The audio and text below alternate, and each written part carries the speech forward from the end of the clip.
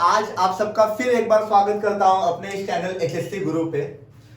Friends, commerce stream से Maharashtra state board यानी 12th HSC का ओसीएम सब्जेक्ट से यानी organisation of commerce and management से एक वीडियो में ऑलरेडी अपलोड कर चुका था लास्ट टाइम। और मुझे बताते हुए बहुत खुशी हो रही है कि उसका मुझे काफी पॉजिटिव फीडबैक मिला है, काफी पॉजिटिव रिस्पांस मिला है। काफी स्टूडेंट्स के कमेंट्स आए हैं कि उन्हें वो वीडियो अच्छा लगा है, तो उसके लिए बहुत ही थैंक्स। ऐसे ही मुझे सपोर्ट करते रहिए, अपने फ्रेंड्स को भी बोलते रहिए और चैनल को लाइक, सब्सक्राइब और शेयर करना ना भूलिए। बिल्कुल उसे शेयर कीजिए ताकि उस सपोर्ट से मुझे कॉन्फिडेंस मिलता रहे, बूस्ट होता रहूं मैं और चैप्टर्स आने के लिए। तो फ्रेंड्स, पिछली बार ओसीएम का जो फर्स्ट चैप्टर मैंने कंप्लीट किया था उसके नोट्स ऑलरेडी मैं बना चुका हूँ, स्कैन कॉपी कर चुका हूँ। तो आप इंस्टाग्राम पे मुझे एक रिक्वेस्ट भेज सकते हैं और मैं उसे अपलोड कर दूंगा तुरंत ही। आज फिलहाल फ्रेंड्स मैं इकोनॉमिक्स जो सब्जेक्ट है कॉमर्स स्ट्रीम से उसका फर्स्ट चैप्टर लेने वाला हूँ। फर्स्ट चैप्टर का नाम है introduction to micro economics and macro economics. ठीक है, इकोनॉमिक्स फ्रेंड्स कॉमर्स का बहुत ही इंपॉर्टेंट सेक्टर है, बहुत ही इंपॉर्टेंट सब्जेक्ट है हम बोल सकते हैं, क्योंकि इकोनॉमिक्स केवल हमें स्टडी के लिए ही इंपॉर्टेंट नहीं होती, पर हमारे पूरे जो जैसे current status of countries development उसका भी एक मेजर इकोनॉमिक्स के थ्रू हम ले सकते हैं। जो हमारा इकोनॉमिक डेवलपमेंट है उसके थ्रू हम पता लगा सकते हैं कि हमारा जो कंट्री है दूसरे कंट्रीज से कौन से स्ट्रेटा पे है, कौन से सिचुएशन में है। ठीक है, तो फ्रेंड्स माइक्रो इकोनॉमिक्स और मैक्रो इकोनॉमिक्स स्टार्ट करने से पहले मैं इकोनॉमिक्स क्या है वो थोड़ा सा उस पर लाइट डालना चाहूंगा। आप सबको तो पता ही होगा इकोनॉमिक्स क्या होता है, ठीक है, क्योंकि आप 12th में पहुंच चुके हैं, एक साल आपने पढ़ा हुआ है। फिर भी बहुत सारे स्टूडेंट्स ऐसे होंगे जिन्हें अभी भी बहुत ही क्लियर आइडिया नहीं होगा, तो उन स्टूडेंट्स के लिए एक बार बताना चाहूंगा इकोनॉमिक्स क्या होता है। इकोनॉमिक्स मतलब क्या होता है, जब भी हमारा जो पूरा मार्केट है उस मार्केट के बारे में जब हम स्टडी करते हैं इन द रिस्पेक्ट ऑफ कि कितना हमारा सप्लाई है, क्या हमारा डिमांड है, इन सारी चीजों के बारे में जब हम पढ़ते हैं तो हम उसे इकोनॉमिक्स बोलते हैं। मेनली हम ऐसा भी कह सकते हैं कि इकोनॉमिक्स दो चीजों पे डिपेंड करता है, दो चीजें डिफाइन करती हैं इकोनॉमी को। ठीक है, पहला जो चीज होता है उसे हम बोलते हैं सप्लाई, और दूसरा जो पॉइंट होता है उसे हम बोलते हैं डिमांड। किसी भी मार्केट में किसी भी गुड्स या सर्विसेज के लिए क्या डिमांड है और उस डिमांड के बेसिस पे हम उस प्रोडक्ट को या उस सर्विस को कितना सप्लाई कर पा रहे हैं, जब ये दोनों के बारे में हम स्टडी कर देते हैं तो हम कहीं ना कहीं इकोनॉमिक्स के बारे में स्टडी कर रहे होते हैं। इन दोनों के बीच का जो बैलेंस है सप्लाई और डिमांड का, वो जितना स्ट्रांग होगा उतनी ही स्ट्रांग आपकी इकोनॉमी होगी, और इन दोनों के बीच में जितना गैप दिखेगा उतना ही वीक आपका इकोनॉमी, आपके कंट्री का इकोनॉमी होगा। ठीक है, तो basically study of supply and demand can be termed as study of economics only. ठीक है, तो फ्रेंड्स ये इकोनॉमिक्स के बारे में तो अब हमें काफी क्लियर हो गया है कि इकोनॉमिक्स क्या होता है। इसके बाद हम चैप्टर पे आते हैं। ठीक है, तो 12th में आपको इकोनॉमिक्स में पहला चैप्टर है introduction to micro economics and macro economics. ठीक है, तो फ्रेंड्स अब इसका पॉइंट टू पॉइंट स्टडी करेंगे हम, लेकिन उस स्टडी करने से पहले मैं आपको बताना चाहूंगा माइक्रो इकोनॉमिक्स और मैक्रो इकोनॉमिक्स दोनों ही टर्म्स एक दूसरे के बिल्कुल ही ऑपोजिट है, एक दूसरे के बिल्कुल ही कॉन्ट्रास्ट है। तो इन दोनों को वन बाय वन पढ़ने से बेटर है इन दोनों को अगर हम कंपैरेटिव रूप से पढ़ें तो आपको दोनों के कंसेप्ट्स काफी क्लियर हो जाएंगे, और जो कंपैरेटिव स्टडी है यानी डिस्टिंग्विश बिटवीन है बहुत ही इजीली आपका वो याद भी करने की जरूरत नहीं पड़ेगी, उसी टाइम याद हो जाएगा। ठीक है, तो इसीलिए मैंने ये डिसाइड किया हुआ है कि इस चैप्टर को हम कंपैरेटिव स्टडी के रूप में पढ़ेंगे, यानी एक साइड माइक्रो इकोनॉमिक्स और एक साइड मैक्रो इकोनॉमिक्स। तो फ्रेंड्स चैप्टर स्टार्ट करने से पहले, क्योंकि आप सबको पता ही है कि रिडक्शन हो चुका है सिलेबस में और उसे हर चैप्टर में मैं चाहता तो एक बार आपको बता सकता हूं कि कौन कौन से चैप्टर में क्या क्या रिड्यूस हुआ है, लेकिन मुझे ऐसा लगता है कि चैप्टर वाइज जब मैं स्टार्ट करूंगा और उस वक्त मैं बताता रहूंगा कि ये चीजें आपको नहीं पढ़नी, तो वो ज्यादा इजी पड़ जाएगा कंपेरेटिवली। वरना एक साथ आपको बुक लेकर बैठना और टिक करते रहना कि क्या कट करना है क्या नहीं कट करना है, वो बहुत ही कैथार्टिक प्रोसेस हो जाएगा। ठीक है, तो इसीलिए मैं यहीं पर आपको बता दूंगा कि इस चैप्टर में आपको क्या पढ़ना है क्या नहीं पढ़ना है। ठीक है, तो ऐसे डिवाइड किया हुआ है चैप्टर को। माइक्रो इकोनॉमिक्स और माइक्रो इकोनॉमिक्स की, मैक्रो इकोनॉमिक्स की हमें सबसे पहले मीनिंग पढ़नी है, जो आपको पढ़नी है इस सिलेबस में उसको रखा गया है। ठीक है, रखा गया है क्या, ये जानना बहुत जरूरी है, क्योंकि हम दो ही तरीके से पढ़ते ही हैं इकोनॉमी को। इसके बाद माइक्रो इकोनॉमिक्स के स्कोप क्या क्या है, ठीक है, मतलब कौन सी थियरीज इवॉल्व हुई है माइक्रो इकोनॉमिक्स के थ्रू, और वो हमें जाननी जरूरी है ताकि हम इसका जो कंसेप्ट है वो इजीली पढ़ सकें। सिमिलरली मैक्रो इकोनॉमिक्स के भी कुछ स्कोप्स हैं, ठीक है, कि स्कोप मतलब क्या होता है कि रेंज ऑफ स्टडी, हमारा जो रेंज कितना है, कहां तक हमें उस स्टडी को एक्सटेंड करना है, एक्सपैंड करना है, वो हम यहाँ पे पढ़ सकते हैं। फीचर्स पढ़ने हैं दोनों के, माइक्रो इकोनॉमिक्स और मैक्रो इकोनॉमिक्स के। फ्रेंड्स, फीचर्स का जो क्वेश्चन है मेरे लिए, अगर आप मुझसे पूछते हैं तो ये जो मीनिंग वाला पार्ट है और ये जो फीचर्स वाला पार्ट है, स्पेशली माइक्रो इकोनॉमिक्स का, ये क्वेश्चन बहुत ही इंपॉर्टेंट हो जाता है। मतलब अगर आप कोई भी पेपर उठाए पिछले, तो उनमें कहीं ना कहीं आपको माइक्रो इकोनॉमिक्स के फीचर्स से रिलेटेड कोई क्वेश्चन होगा, जैसे अग्री डिसअग्री में होगा, या कहीं तो कहीं होगा, शॉर्ट नोट्स में या आंसर्स क्वेश्चंस में, राइट, जो भी आपका ट्रू फॉल्स है, कहीं ना कहीं तो आपको दिखेगा माइक्रो इकोनॉमिक्स का ये क्वेश्चन फीचर्स का, ठीक है, ये इंपॉर्टेंट है। सिमिलरली मैक्रो इकोनॉमिक्स के भी फीचर्स बहुत इंपॉर्टेंट है, मतलब ये क्वेश्चन आपको एकदम अच्छे से रट्टा मार लेना है, इसको समझिए आप, पर समझने के बाद उसको एकदम अच्छे तरीके से रिप्रेजेंट करना सीखना है। फाइनली हमें आ जाता है इंपॉर्टेंस पे। इंपॉर्टेंस का जो सेक्शन है ये पहले चैप्टर से काट दिया गया है, ठीक है, तो आपको ना माइक्रो इकोनॉमिक्स का इंपॉर्टेंस पढ़ना है और ना ही मैक्रो इकोनॉमिक्स का इंपॉर्टेंस पढ़ना है। मुझे ऐसा लगता है कि ये पहले भी पढ़ने की कोई खास जरूरत नहीं थी, इस सिलेबस के कट होने से पहले भी। जब हम फीचर्स पढ़ते हैं, स्कोप पढ़ते हैं, तो ऑटोमेटिकली बहुत सारे इंपॉर्टेंट फैक्टर्स कवर हो जाते हैं जो हम इंपॉर्टेंस में इंक्लूड कर सकते हैं। तो ऐसे कोई बहुत बड़ा फर्क नहीं गिरा है, पर ये इंपॉर्टेंस का सेक्शन आपको अलग से नहीं पढ़ना पड़ेगा, बस इतना फर्क गिर गया है। कंपैरेटिव स्टडी आपको पढ़नी तो है, लेकिन मैं इस तरीके से कराऊंगा कि आपका वो उसी टाइम पे कंप्लीट हो जाएगा कंपैरेटिव स्टडी, आपको एक्स्ट्रा कुछ नहीं करना पड़ेगा। तो ये क्वेश्चन आप ऐसा समझ सकते हैं आपके लिए नहीं है। और ये जो यू शुड नो और ट्राई दिस है, ये ऑलरेडी था जब 12th का बुक चेंज हुआ था, तो उन्होंने बोला था कि इसमें से भी क्वेश्चंस को वो पूछ सकते हैं, पर क्योंकि अब कोरोना आउटब्रेक की वजह से सिलेबस को रिड्यूस करना था, तो यू शुड नो और ट्राई दिस, ये दोनों आपको सेक्शन नहीं करने। टेक्स्ट बुक के स्टार्ट में और एंड में ये आपको मिलेगा, तो ये दोनों ही सेक्शंस आपको नहीं करने। तो बेसिकली आपको क्या क्या करना है, दोनों ही टर्म्स का मीनिंग, स्कोप, फीचर्स, ये 3 क्वेश्चंस अच्छे से करने हैं, तो आपका ये चैप्टर खत्म हो जाएगा। तो फ्रेंड्स, पहले पॉइंट की तरफ बढ़ते हैं, यानी कि मीनिंग और डेफिनेशन माइक्रो इकोनॉमिक्स की भी और मैक्रो इकोनॉमिक्स की भी साथ साथ पढ़ेंगे, ठीक है। तो देखो जरा, माइक्रो इकोनॉमिक्स, ठीक है, माइक्रो इकोनॉमिक्स या मैक्रो इकोनॉमिक्स, ये दोनों ही टर्म्स नॉर्वे के एक इकोनॉमिस्ट,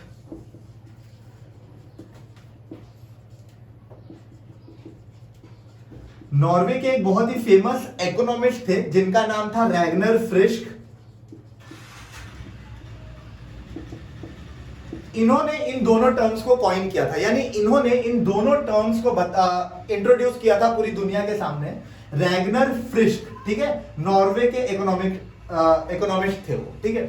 तो उन्होंने क्या बोला, उन्होंने बोला पूरा जो इकोनॉमी है उसको 2 तरीके से पढ़ा जा सकता है, क्योंकि एक इकोनॉमी को बनाने के लिए बहुत सारे फैक्टर्स की जरूरत होती है। जैसे अगर समझिए मैं मेरे कंट्री का इकोनॉमी, इंडिया की इकोनॉमी के बारे में बात कर रहा हूं, तो इंडिया का लेवल ऑफ एम्प्लॉयमेंट क्या है, इंडिया का पर कैपिटा इनकम, यानी हर व्यक्ति कितना कमाता है पूरे इंडिया में। इसके अलावा इंडिया का प्रोडक्शन क्या है, मतलब टोटल प्रोडक्शन कितना है, इंडिया का टोटल हाउस होल्ड कोर्स कितना है। अगर मैं प्रोडक्शन की बात करूं तो फर्म्स, जो इंडिविजुअल फर्म्स है, प्राइवेट या पब्लिक, वो कितना बना रही हैं। ऐसे बहुत सारे फैक्टर्स होते हैं जिन फैक्टर्स के वजह से इकोनॉमी खड़ी होती है, ठीक है। तो उन्होंने बोला 2 तरीके से, रैगनर फ्रिस्क ने बोला 2 तरीके से हम पढ़ सकते हैं इकोनॉमी को। या तो हम इकोनॉमी को डिवाइड कर दें छोटे छोटे पार्ट्स में, ताकि हर एक पार्ट को इंडिविजुअली पढ़ सकें, ठीक है। या फिर हम क्या कर सकते हैं, पूरे ही इकोनॉमी के हर एक हिस्से को मिला दिया जाए और हम पूरे ही हिस्से को एज अ होल, यानी कि एवरेज के तरीके से पढ़ें। तो जब उन्होंने बोला कि पूरे इकोनॉमी को डिवाइड कर दिया जाए और हर एक पार्ट को अलग अलग पढ़ा जाए, तो उस टर्म को उन्होंने नाम दिया माइक्रो इकोनॉमिक्स। क्या नाम दिया, माइक्रो इकोनॉमिक्स। और जब उन्होंने बोला कि सारे इकोनॉमी के हर एक फैक्टर को एक साथ मिलाकर हमें एज अ होल पूरा पढ़ना है, तो उसे उन्होंने क्या नाम दिया, मैक्रो इकोनॉमिक्स। उसे उन्होंने क्या नाम दिया, मैक्रो इकोनॉमिक्स, ठीक है। तो यहीं से इसका मीनिंग आता है, ठीक है। माइक्रो का जो मीनिंग है वो होता है वेरी स्मॉल, या मिलियंथ पार्ट। और मैक्रो का इकोनॉमी, मैक्रो का जो मीनिंग होता है वो होता है लार्ज। मैक्रो का मीनिंग होता है लार्ज, या फिर इसे हम बोल सकते हैं एग्रीगेट। जैसे आपका 10th में रिजल्ट आया होगा तो लोग पूछते होंगे कि आपका कितना परसेंट आया, तो आप बोलते हैं मेरा 93.48% एग्रीगेट है, यानी टोटल मार्क्स मेरा इतना है 93.48, या जो भी परसेंटेज मार्क्स हैं आपके, ठीक है। तो ये आपका मीनिंग हो गया माइक्रो इकोनॉमिक्स का और मैक्रो इकोनॉमिक्स का, ठीक है। जब माइक्रो इकोनॉमिक्स था, यानी कि अब आप बोलेंगे कि सर या तो हम छोटा छोटा करके पढ़े, डिवाइड करके पढ़े, या तो हम होल एक साथ मिलाकर पढ़े, हमको दोनों स्टडी करने की क्या जरूरत है। जब माइक्रो इकोनॉमिक्स उन्होंने इंट्रोड्यूस कर ही दिया था, जिससे काफी इजी होने वाला था। देखिए पूरे के पूरे इकोनॉमी को एक साथ पढ़ना बहुत ही डिफिकल्ट टास्क हो जाएगा हमारे लिए, ठीक है। लेकिन इकोनॉमी को अगर डिवाइड कर दिया जाए छोटे छोटे हिस्सों में, तो वो पढ़ना बहुत इजी हो जाएगा छोटे छोटे हिस्सों में, ठीक है। जैसे एक मैंगो का जो मैंगो अगर पूरा का पूरा खड़ा खाने के लिए काफी दिक्कत होगी, लेकिन अगर उसे स्लाइस करके खाया जाए तो बहुत ही इजीली खाया जा सकता है, ठीक है। तो ये अगर था तो मैक्रो इकोनॉमिक्स लाने की क्या जरूरत थी। देखिए हमें जब एक किसी का इफेक्टिवनेस पढ़ना है किसी भी चीज का, कि वो हमारे इकोनॉमी को कितना कंट्रीब्यूट कर रही है, तो उस वक्त माइक्रो इकोनॉमिक्स पढ़ना जरूरी है। जैसे अगर मैं बोलूं इनकम, तो नेशनल इनकम कितनी है जिसकी वजह से इकोनॉमी पे क्या इफेक्ट गिर रहा है, ये हमें पढ़ना जरूरी है। तो इंडिविजुअली नेशनल इनकम पढ़ना पड़ेगा। या फिर समझिए मैंने ये देखा, ये चाहता हूं मैं कि एम्प्लॉयमेंट हमारे कंट्री में कितना है, तो इंडिविजुअल सेक्टर्स में एम्प्लॉयमेंट कितना है, रेलवेज में क्या एम्प्लॉयमेंट है, बैंकिंग सेक्टर में क्या एम्प्लॉयज है, प्राइवेट कंपनीज में क्या एम्प्लॉयज है, वो जानने के लिए माइक्रो इकोनॉमिक्स की स्टडी इंपॉर्टेंट है। लेकिन जब हम पूरे वर्ल्ड के सामने अपना डाटा लेके आ रहे होंगे, इंट्रोड्यूस कर रहे होंगे, उस वक्त हम एक एक फैक्टर्स को लेकर नहीं बता सकते। पूरे वर्ल्ड के सामने हमें क्या बताना होगा कि हमारे कंट्री का टोटल आउटपुट क्या है, टोटल हमारा कंट्री कितना इनकम ले रहा है, कितना एक्सपेंस कर रहा है, ठीक है। हमें क्या बताना होगा कि हमारे कंट्री का टोटल एम्प्लॉयमेंट, कोई दूसरे कंट्री के सामने जो हम रिपोर्ट्स बताएंगे उसमें हम ये नहीं बता सकते कि यार रेलवेज में इतना है और इसमें इतना, उसमें हम as a whole study introduce करते हैं। तो होल स्टडी में क्या हो जाता है, आपके पास एक डाटा बहुत ही इजीली अवेलेबल हो जाता है, ठीक है। एक ओवरऑल डाटा बहुत ही इजीली अवेलेबल हो जाता है, जिसे स्टडी करना काफी इजी हो जाता है। तो स्टडी के इजीनेस के लिए मैक्रो इकोनॉमिक्स को स्टडी करना इंपॉर्टेंट है। और डिटेल एनालिसिस के लिए माइक्रो इकोनॉमिक्स को, ये जैसे आपका एक रिजल्ट हो गया 10th का मेरा रिजल्ट, तो रिजल्ट आपका होल है, ठीक है, वो आपका मैक्रो है।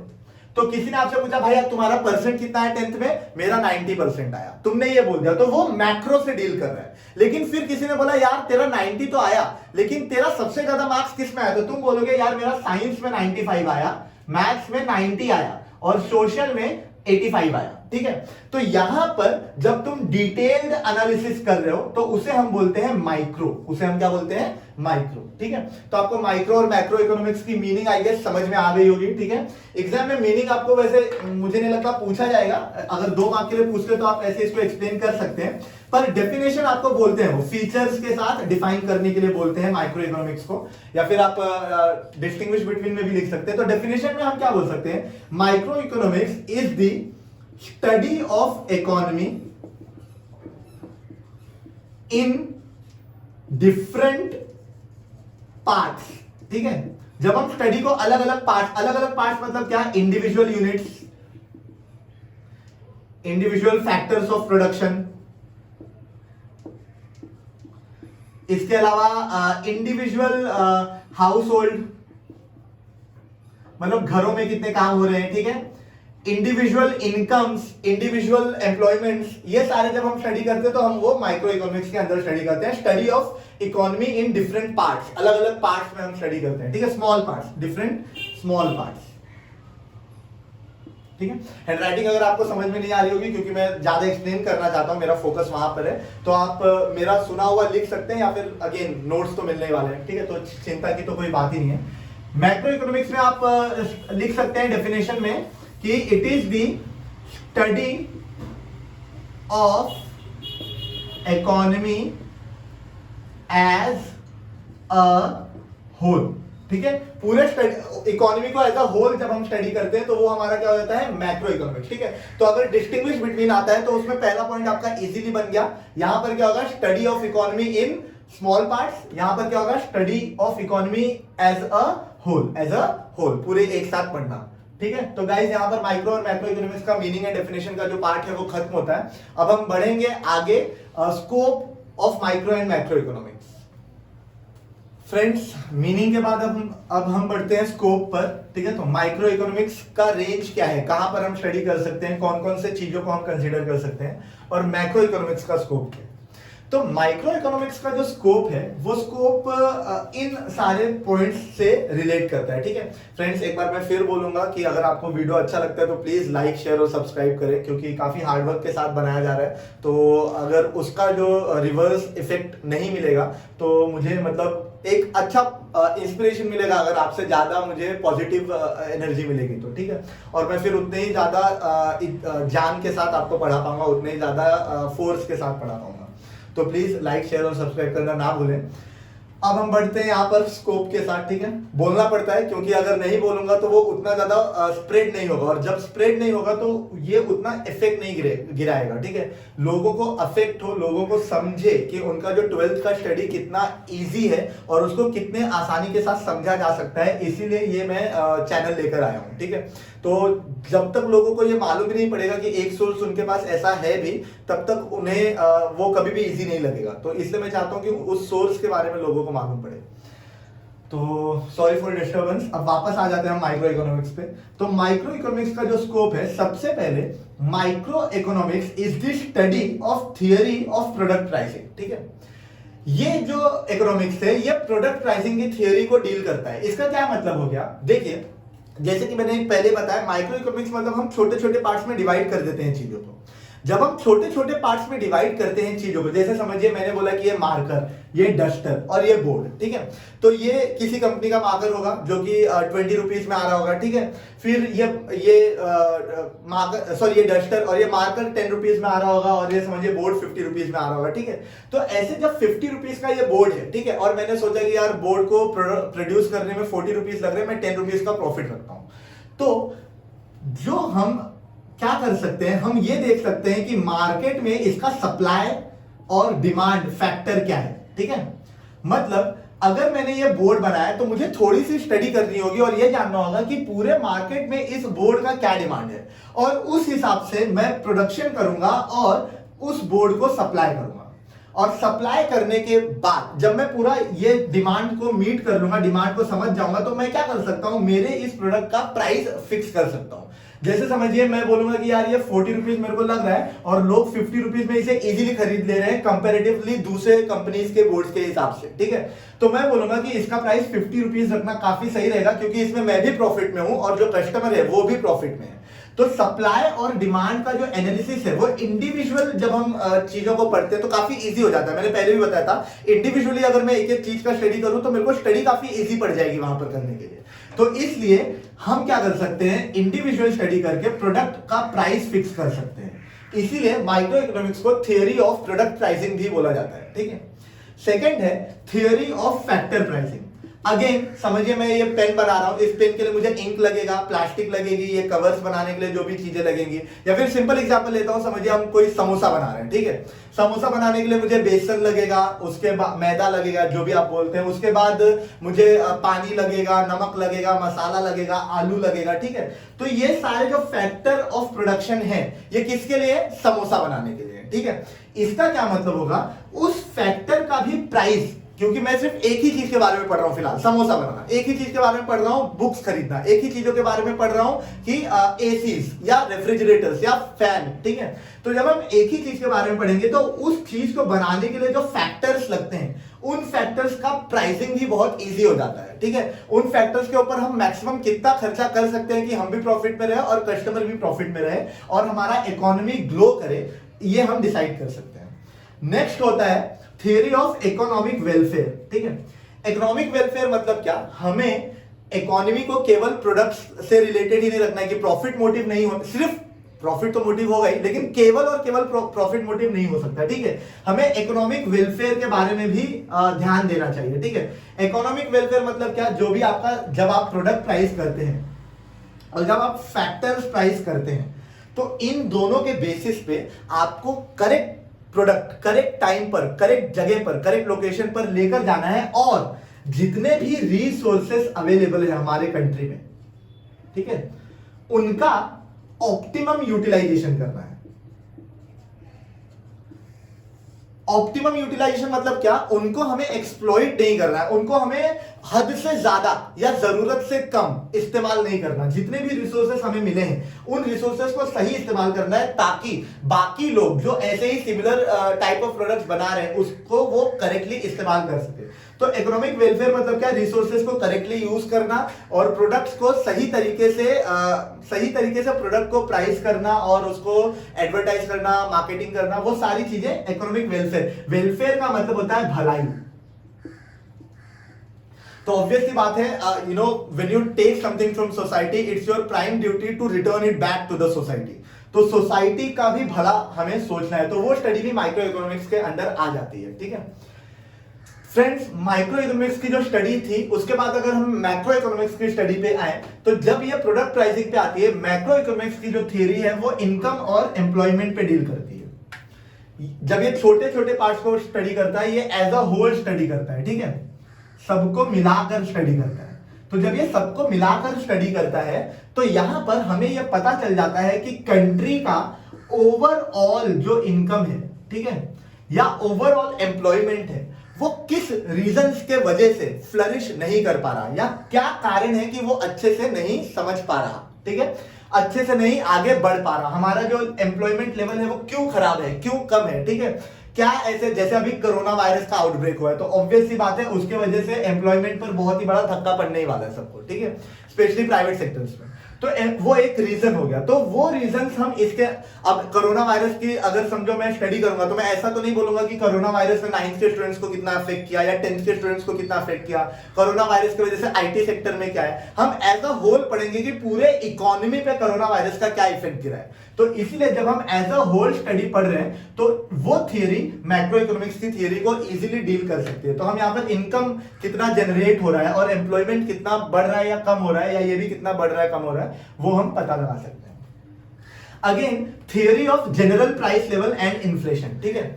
हम यहां पर जनरल प्राइस लेवल, जब यहां पर हम इंडिविजुअल प्राइसेस के बारे में पढ़ रहे थे, यहां पर हम क्या कर सकते हैं, जनरल प्राइस लेवल के बारे में पढ़ सकते हैं। जैसे अगर ये बोर्ड मैंने 50 का बेचा, तो जनरली जितने भी बोर्ड्स हैं पूरे इंडिया में, उन सारे बोर्ड्स का जनरल प्राइस लेवल कितना होना चाहिए, ठीक है, वो हम यहां पर स्टडी कर सकते हैं। और उस वजह से जो प्राइस लेवल है जनरल किसी चीज का, जैसे समझिए मोबाइल, ठीक है, अब कोरोना वायरस के आउटब्रेक की वजह से जीएसटी वगैरह थोड़ा एक्स्ट्रा पे करना पड़ रहा था, ठीक है, तो ऑब्वियस सी बात है कि मोबाइल के जो प्राइसेस हैं वो थोड़े से बढ़ जाएंगे, ठीक है। इस वजह से there will be a rise in price levels which is referred as inflation, ठीक है। इन्फ्लेशन मतलब क्या होता है, जब भी किसी भी चीज में महंगाई आती है, that is called as inflation, ठीक है। तो वो भी स्टडी हम कर सकते हैं कि कौन से ऐसे फैक्टर्स थे जिन्होंने इन्फ्लेशन को राइज किया है, ठीक है, या इन्फ्लेशन को लेकर आए हैं। लास्ट जो थियरी है वो है theory of growth and development, ठीक है। ओवरऑल इनकम और ओवरऑल एम्प्लॉयमेंट अगर हमारे कंट्री का अच्छा है, ठीक है, तो ऑब्वियस सी बात होगी हमारे कंट्री का ग्रोथ भी ओवरऑल बेहतर होगा। और growth is the primary step of development, ठीक है। दो तरीके के कंट्रीज होते हैं पूरे वर्ल्ड में, एक डेवलपिंग कंट्री और एक डेवलप्ड कंट्री।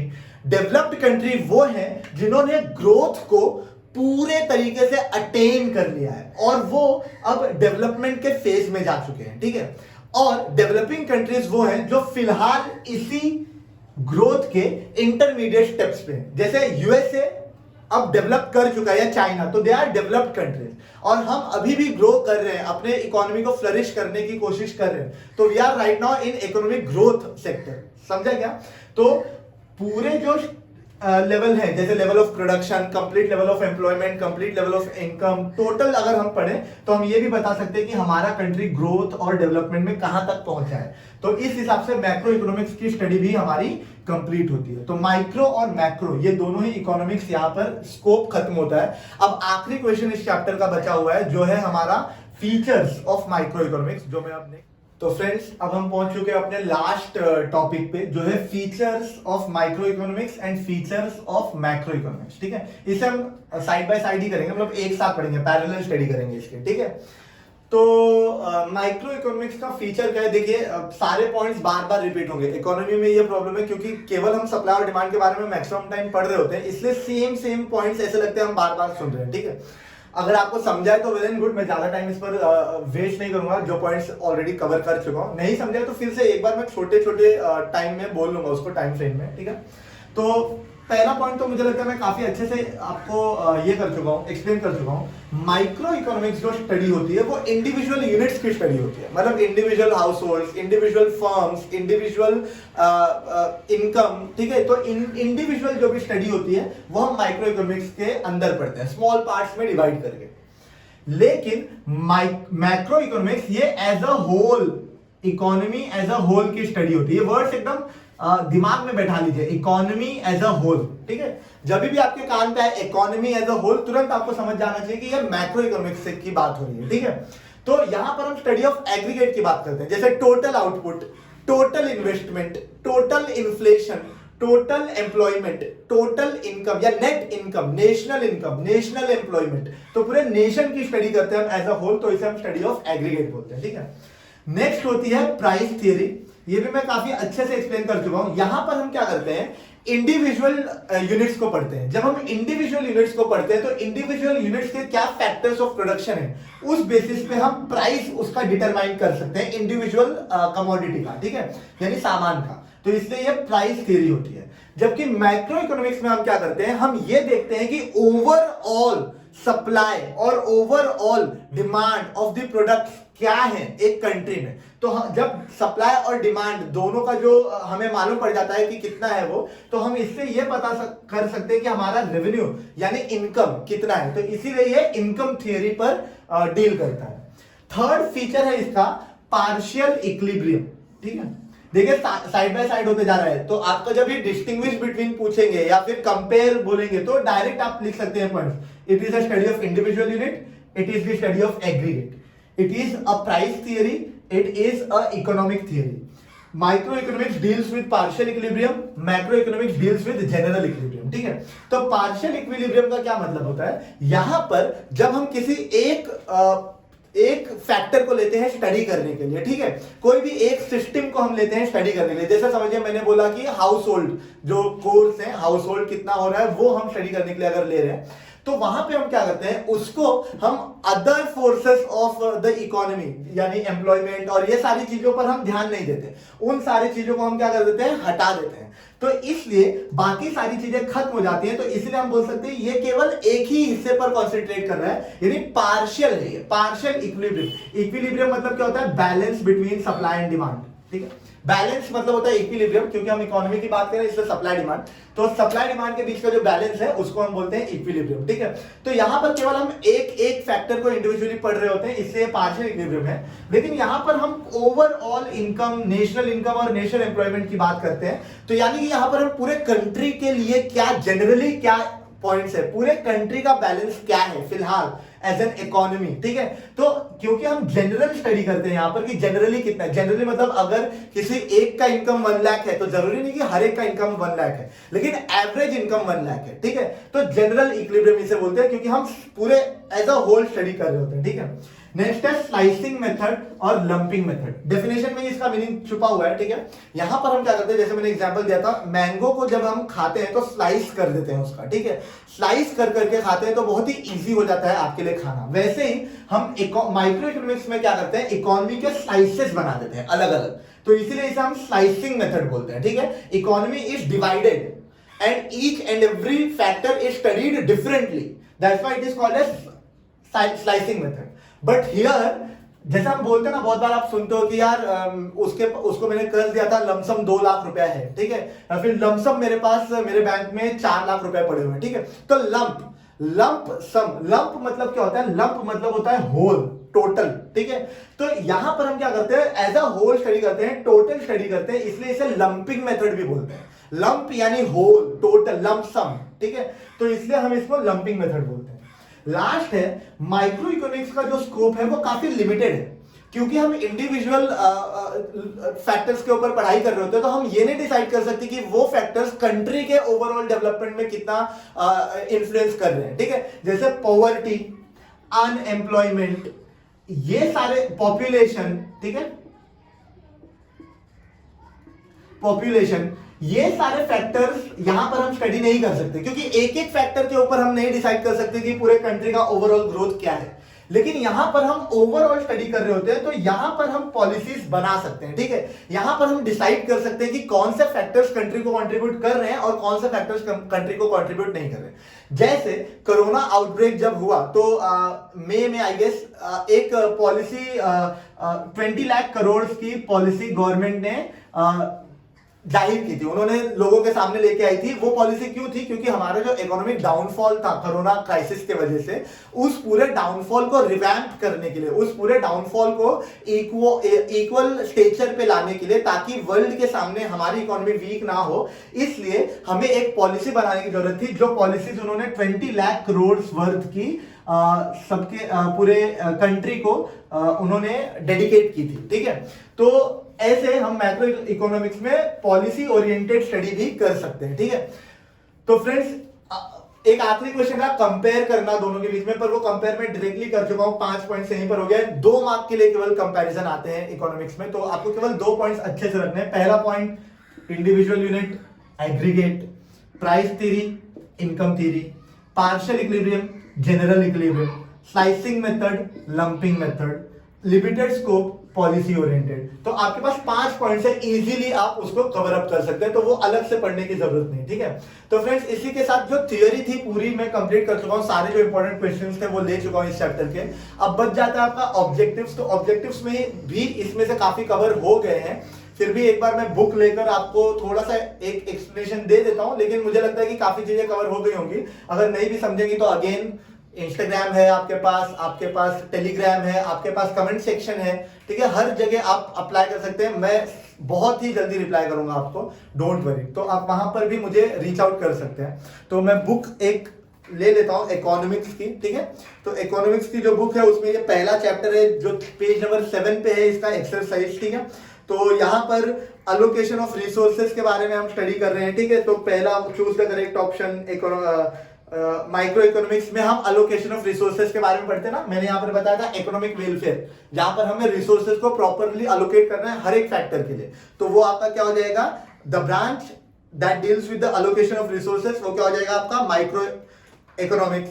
फिर उसके बाद कंप्लीट द कोरिलेशन करना है। अगर जनरल इक्विलिब्रियम मैक्रो इकोनॉमिक्स के लिए है, तो माइक्रो इकोनॉमिक्स के लिए कौन सा इक्विलिब्रियम होगा, पार्शियल इक्विलिब्रियम होगा, ठीक है। तो ऐसे आपको कंप्लीट करना है यहाँ पर, ठीक है। इसके बाद माइक्रो इकोनॉमिक्स ये लंपिंग मेथड में आता है या स्लाइसिंग मेथड में आता है, स्लाइसिंग मेथड में आता है, क्योंकि माइक्रो यानी डिवाइड करके हम पढ़ते हैं, तो वहां पर आप स्लाइसिंग मेथड लिख सकते हैं, ठीक है। तो ऐसे आप सारे इसमें से कंप्लीट कर सकते हैं, ठीक है, कंप्लीट कर सकते हैं। फिर भी अगर आपको कुछ भी डाउट्स होंगे तो I am ready to solve it out, तो आप मुझे रीच आउट कर सकते हैं, कॉन्टैक्ट कर सकते हैं किसी भी तरीके से, जो तरीके अवेलेबल है फिलहाल मैंने आपको बताए हुए हैं, तो वहां से आप देखें। तो फ्रेंड्स थैंक यू ये पूरा चैप्टर अच्छे से समझने के लिए, और जिस तरीके से आपने मेरे पहले 3 वीडियोस में मुझे इतना सपोर्ट किया है, मैं आशा करता हूं कि इस वीडियो में और नेक्स्ट सारे वीडियोस में आप मुझे सपोर्ट करेंगे। तो friends please like share and subscribe करना ना भूलें, बार बार बोल रहा हूं, ताकि ये चैनल एक स्टेबल पॉइंट पर पहुंच जाए, जहां पर एक वाइड रेंज ऑफ ऑडियंस हो, जिसको मैं इन्फ्लुएंस कर सकूं, पॉजिटिवली इंपैक्ट डाल सकूं इस स्टडी के थ्रू, ठीक है। तो शेयर सब्सक्राइब एंड लाइक कीजिए, और फिर मिलते हैं अगले चैप्टर्स में। Thank you.